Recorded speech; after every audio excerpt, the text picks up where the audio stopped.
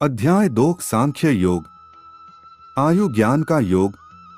इस अध्याय में अर्जुन अपने सम्मुख उत्पन्न स्थिति का सामना करने में स्पष्ट रूप से अपनी असमर्थता को दोहराता है और युद्ध करने के अपने कर्तव्य का पालन करने से मना कर देता है।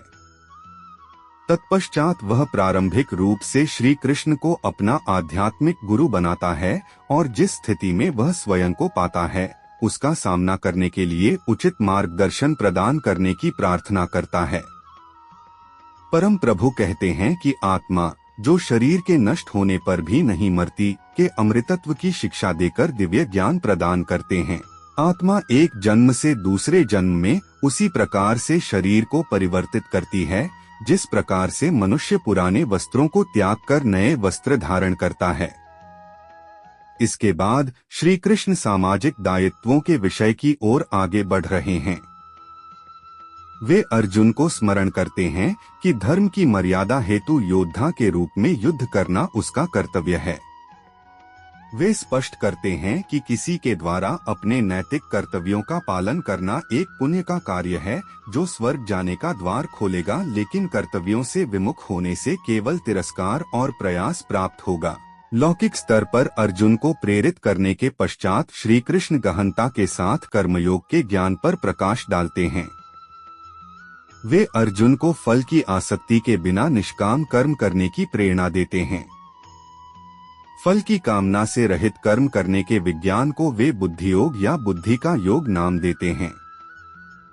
बुद्धि का प्रयोग मन को कर्मफल की प्राप्ति से रोकने के लिए करना चाहिए। इस चेतना के साथ किए गए कर्म बंधन युक्त कर्मों से बंधन मुक्त कर्मों में संशोधित हो जाते हैं। अर्जुन दिव्य चेतना में स्थित मनुष्य के लक्षणों के संबंध में जानना चाहता है। श्री कृष्ण बताते हैं कि किस प्रकार से दिव्य चेतना में स्थित होकर मनुष्य आसक्ति, भय और क्रोध से मुक्त हो जाता है और सभी परिस्थितियों में उसकी इंद्रियां उसकी वश में हो जाती हैं और उसके मन सदा के लिए भगवान की भक्ति में तल्लीन हो जाता है। अब वे क्रमानुसार स्पष्ट करते हैं कि किस प्रकार से मानसिक संताप, काम वासना और लोभ विकसित होता है और किस प्रकार से इनका उन्मूलन किया जा सकता है। संजय ने कहा, करुणा से संतुष्ट, मन से शोकाकुल और अश्रुपूर्ण नेत्रों वाले अर्जुन को देखकर श्री कृष्ण ने निम्नवर्णित शब्द कहे। परमात्मा श्री कृष्ण ने कहा है, मेरे प्रिय अर्जुन, इस संकट की घड़ी में आपके भीतर यह विमोह कैसे उत्पन्न हुआ? यह सम्मानजनक लोगों के अनुकूल नहीं है। इससे उच्च लोगों की प्राप्ति अपितु अपयश प्राप्त नहीं होती है। हे पार्थ, अपने भीतर इस प्रकार की नपुंसकता का भाव लाना ऐसा शोभा नहीं देता। हे शत्रु विजेता, हृदय की स्थिति दुर्बलता का त्याग करो और युद्ध के लिए तैयार हो जाओ। अर्जुन ने कहा, हे मधुसूदन, हे शत्रुओं के दमन करता, मैं युद्ध भूमि में कैसे भीष्म और द्रोणाचार्य जैसे महापुरुषों पर बाण चला सकता हूँ जो मेरे लिए परम पूजनीय है। ऐसे आदर्शीय महापुरुष जो मेरे गुरुजन हैं, कोवग्रंथ सुखपूर्वक जीवन व्यतीत करने की अपेक्षा तो भीख मांगकर इस संसार में जीवन निर्वाह करना अधिक श्रेयस्कर है। यदि हम उन्हें मारते हैं तो उसके परिणाम स्वरूप हम जिस संपत्ति और सुखों का भोग करेंगे और रक्तरंजित होंगे, हम यह भी नहीं जानते कि इस युद्ध का परिणाम हमारे लिए किस प्रकार से श्रेयस्कर होगा। उन पर विजय प्राप्त हुई या उनसे हार हुई। यद्यपि उन्होंने धृतराष्ट्र का पक्ष लिया है और अब वे युद्ध भूमि में हमारे सम्मुख खड़े हैं, तथापि उनके बावजूद हमारे जीवित रहने की कोई इच्छा नहीं होगी। मैं किंकर्तव्य विमूढ़ हो गया हूँ और गहन चिंता में डूबकर काम करता दिखा रहा हूँ। मैं आपका शिष्य हूँ और आपकी शरणागत हूँ। कृपया मुझे अवश्य ही यह उपदेश दें कि मेरा हित किस में है। मुझे ऐसा कोई उपाय नहीं सूझता जो मेरी इंद्रियों को सुखाने वाले इस शोक को दूर कर सके। यदि मैं धन संपदा से भरपूर इस पृथ्वी पर निष्कंटक राज्य प्राप्त कर लेता हूँ या ईश्वर जैसा प्रभुत्व प्राप्त कर लेता हूँ, तब भी मैं इस शोक को दूर करने में समर्थ नहीं हो पाऊंगा। संजय ने कहा, ऐसा कहने के बाद गुडाकेश शत्रुओं का दमन करने वाला अर्जुन ऋषिकेश कृष्ण से बोला, हे गोविंद, मैं युद्ध नहीं गया और शांत हो गया। हे भारतवंशी धृतराष्ट्र। तत्पश्चात दोनों पक्षों की सेना के मध्य शोककुल अर्जुन से कृष्ण ने प्रसन्न होते हुए ये वचन कहा। परम भगवान ने कहा, तुम विद्वतापूर्ण वचन भी अपने लिए दुहक कर रहे हो जो दुहक के पात्र नहीं हैं। बुद्धिमान पुरुष न तो जीवित प्राणियों के लिए शोक करते हैं और न ही मृत के लिए। ऐसा कोई समय नहीं था कि जब मैं नहीं था या तुम नहीं थे और ये सभी राजा नहीं रहे हों, और ऐसा भी नहीं है कि भविष्य में हम सब नहीं रहेंगे। जैसे देहधारी आत्मा इस शरीर में बाल्यावस्था से तरुणावस्था और वृद्धावस्था की ओर निरंतर अग्रसर होती है, वैसे ही मृत्यु के समय आत्मा दूसरे शरीर में चली जाती है। बुद्धिमान मनुष्य ऐसे परिवर्तन से मोहित नहीं होते। हे कुंती पुत्र, इंद्रियों और उनके विषयों के संपर्क से उत्पन्न सुख तथा दुख का अनुभव क्षण भंगुर है। ये स्थायी न होकर सर्दी और गर्मी की ऋतुओं के आने जाने के समान हैं। हे भारतवंशी, मनुष्य को चाहिए कि वह निरंतर बने बिना उन्हें सहन करना सीखे। हे पुरुषों में श्रेष्ठ अर्जुन, जो मनुष्य सुख तथा दुख में संपूर्ण नहीं होता और उन दोनों परिस्थितियों में स्थिर रहता है, वह वास्तव में मुक्ति का पात्र है। अनित्य शरीर का चिरस्थायित्व नहीं होता और शाश्वत आत्मा का कभी अंत नहीं होता। तत्वदर्शियों द्वारा भी इन दोनों की प्रकृति के अध्ययन के पश्चात निष्कर्ष के आधार पर इस यथार्थ की पुष्टि की गई है। जो संपूर्ण शरीर में व्याप्त है, उसे ही तुम अविनाशी समझो। उस अनश्वर आत्मा को नष्ट करने में कोई भी समर्थ नहीं है। केवल भौतिक शरीर ही ईश्वर है और शरीर में व्यापक आत्मा अविनाशी, अप्रिमेय तथा शाश्वत है। आथ हे भारतवंशी, युद्ध करो। जो यह दयालु है कि आत्मा को मारा जा सकता है या आत्मा मर सकती है, वे दोनों ही अज्ञानी हैं। वस्तुतः आत्मा न तो मरती है और न ही उसे मारा जा सकता है। आत्मा का न तो कभी जन्म होता है और न ही कभी मृत्यु को प्राप्त होती है। आत्मा अजन्मा, शाश्वत, अविनाशी और चिरनूतन है। शरीर का विनाश होने पर भी उसका विनाश नहीं होता। हे पार्थ, वह जो यह जानता है कि आत्मा अविनाशी, शाश्वत, अजन्मा और अपरिवर्तनीय है, उसे कैसे मार दिया जा सकता है या किसी की मृत्यु का कारण हो सकता है। जिस प्रकार से मनुष्य अपने भाग्य से पुराने वस्त्रों को त्याग कर नए वस्त्र धारण करता है, उसी प्रकार से मृत्यु होने पर आत्मा पुराने तथा व्यर्थ शरीर को त्याग कर नया शरीर धारण करती है। किसी भी शास्त्र द्वारा आत्मा के टुकड़े नहीं किए जा सकते, न ही अग्नि आत्मा को जलाया जा सकता है, न ही जल द्वारा उसे गीला किया जा सकता है और न ही वायु उसे सुखा सकती है। आत्मा अखंडित और अज्वलनशील है, इसे न तो गीला किया जा सकता है और न ही सुखाया जा सकता है। यह आत्मा शाश्वत, सर्वव्यापी, अपरिवर्तनीय, अचल और अनादि है। इस आत्मा को अदृश्य, अचिंतनीय और अपरिवर्तनशील कहा गया है। यह जानकर हमें शरीर के लिए शोक प्रकट नहीं करना चाहिए।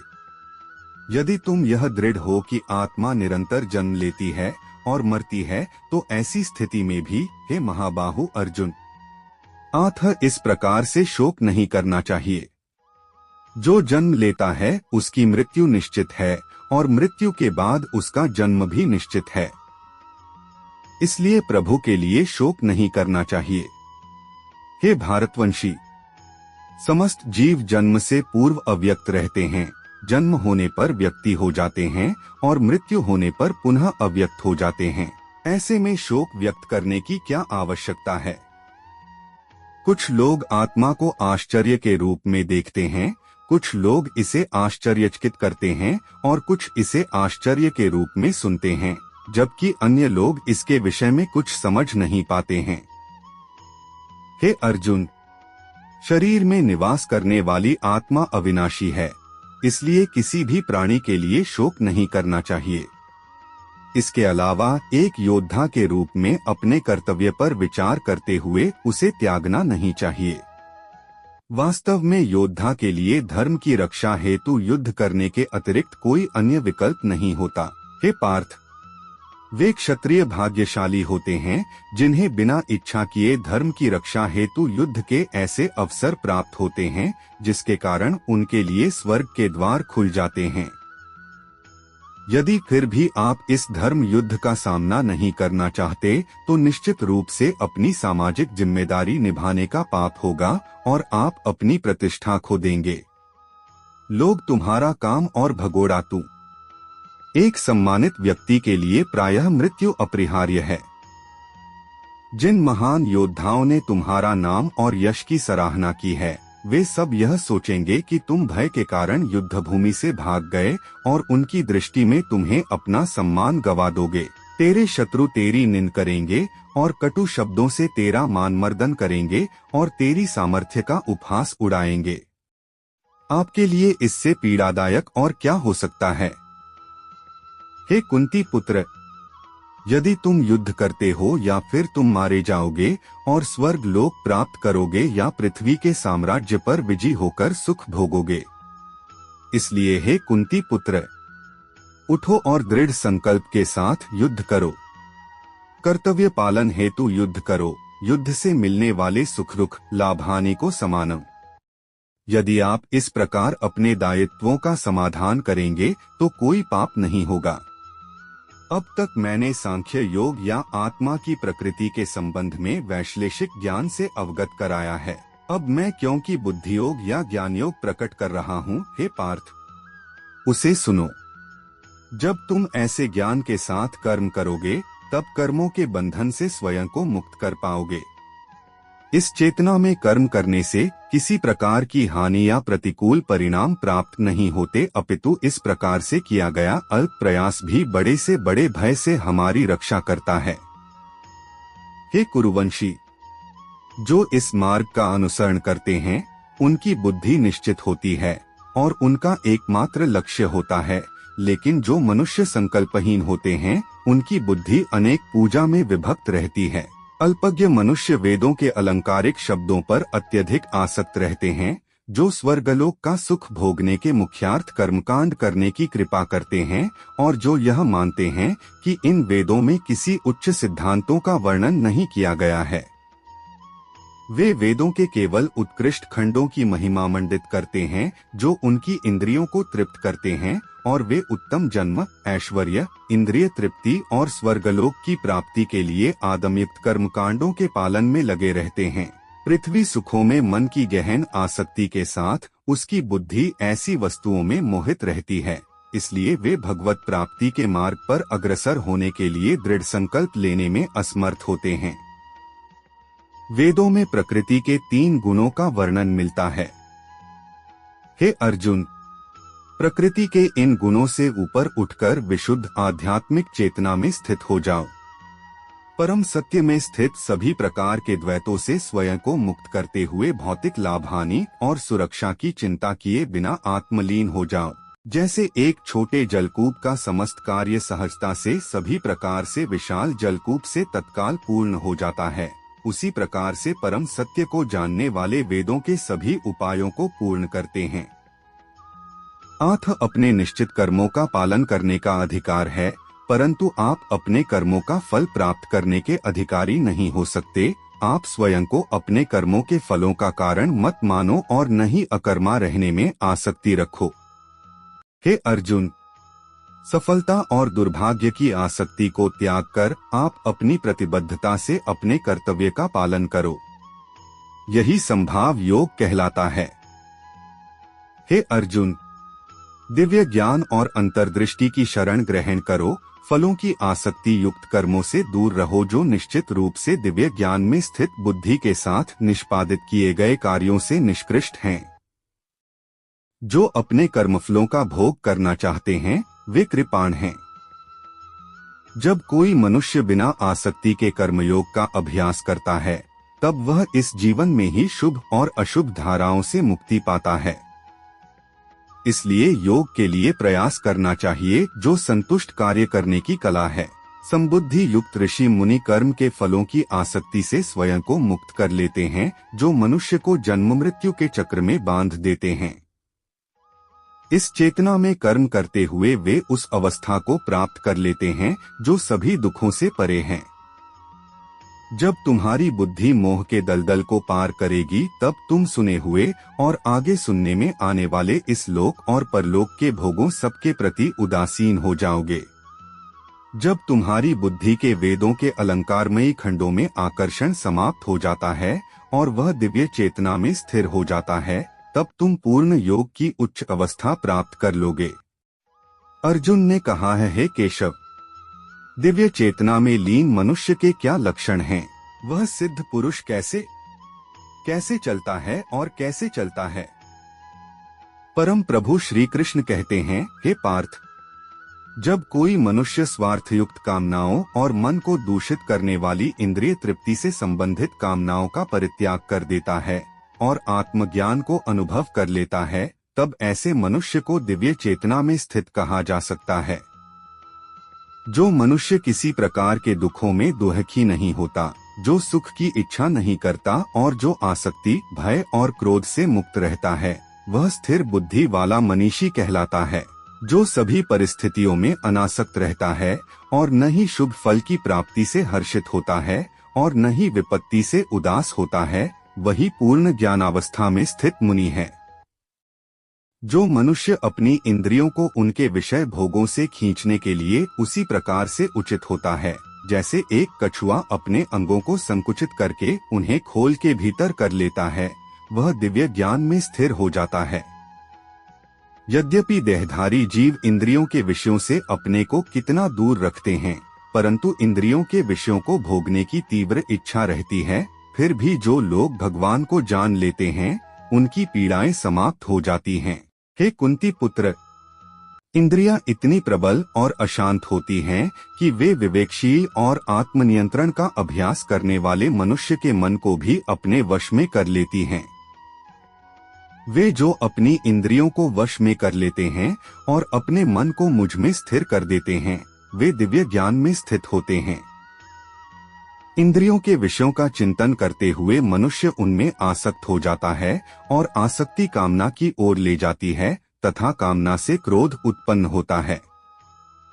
क्रोध निर्णय लेने की क्षमता को क्षीण करता है, जिसके कारण स्मृति भ्रम हो जाता है। जब स्मृति नष्ट हो जाती है, तब बुद्धि का नाश हो जाता है और बुद्धि के नष्ट होने से मनुष्य का पतन हो जाता है।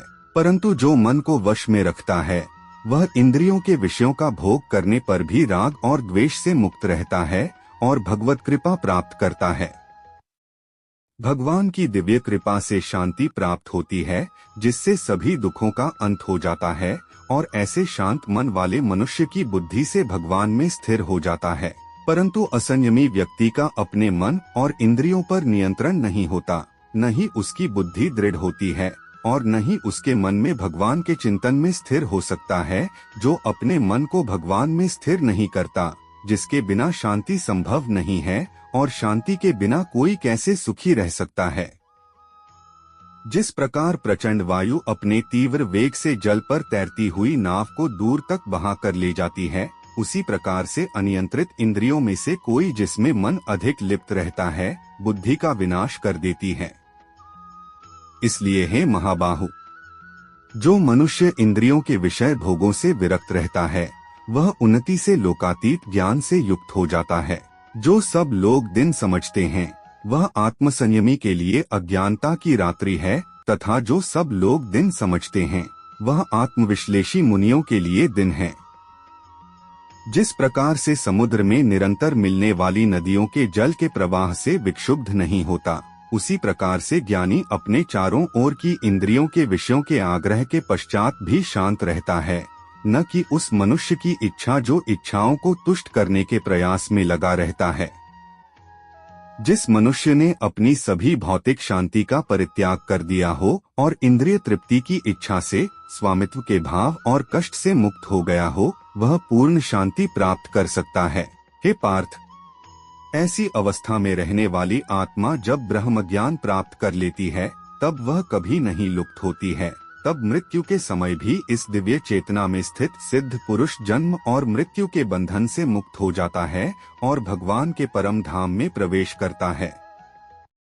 हमारे अगले वीडियो में आप अध्याय 3 के बारे में सुनेंगे।